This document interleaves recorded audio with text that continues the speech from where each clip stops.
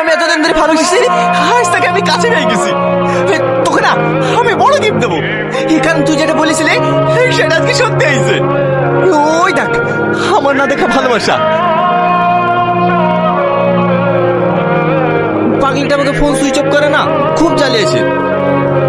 তুমিও কি আমাকে কম জ্বালিয়েছো নাকি? মাহিনুর, তোমার সাথে পরিচয় করে দিই, এই সে সালমা। তুমি সেই সালমা যে আমাদের কবে দেখা হবে না হবে তার ভবিষ্যৎবাণী করেছিলে, তার জন্য থ্যাংক ইউ। সবার সাথে তো পরিচয় হলো, ওদিকে আবার আব্বু ফোন করেছিল আমাদের বিয়ের দিনখান নিয়ে কথা বলবে তো, চলো। ঠিক আছে চলো। দেখ সালমা, ভেঙে পড়লে হবে না, তোকে যেতেই হবে। টনিকে তুই ভালোবাসিস সেই কথা তোকে বলতেই হবে, বলতে হবে আমি সেই সালমা যার একদিন তুমি পড়ে আছো। তুই কি টনিকে ছাড়া সুখে থাকবি? দেখ তোকে আজকে বলতেই হবে, না হলে তুই অনেক পস্তাবি।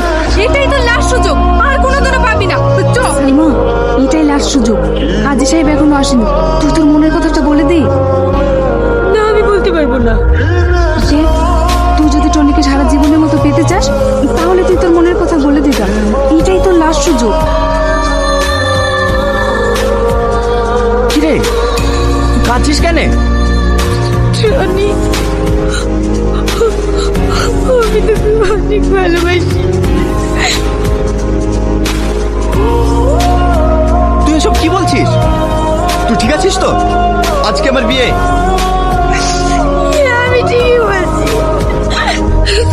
তুই হাতে যে আংটিটা পরে আছিস ওই আংটিটা আমার।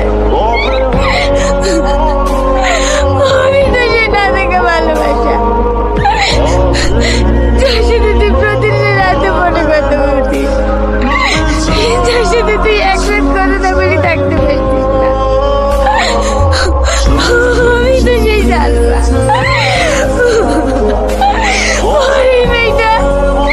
এই মেয়েটা তোকে মিথ্যে বলিছে। ও জানবা না, আমি জানবা।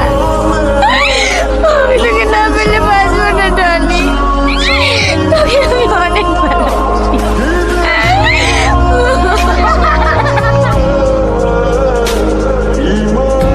কি হলো বোন, অবাক হচ্ছ? অবাক হওয়ার কিছুই নেই, তোমার টনি তোমারই আছে। মানে মানেটা আমি বলছি, তুই নিজেকে অনেক চালাক ভাবিস তাই না? আমি অনেকদিন আগেই জেনে গেছি যে বন্ধু আমাকে